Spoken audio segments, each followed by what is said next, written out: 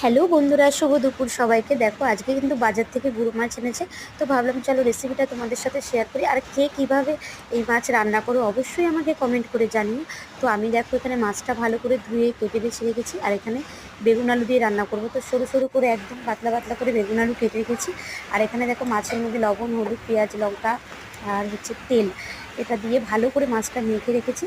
তো আমি কিন্তু কাঁচাই মেখেছি, অনেকে অনেক রকমভাবে হয়তো ভেজে রান্না করো, আমি কিন্তু কাঁচাই রান্না করবো মাছটা। তো তারপর দেখো এই মাছটা সর্ষের তেল দিয়ে রান্না করবে অবশ্যই।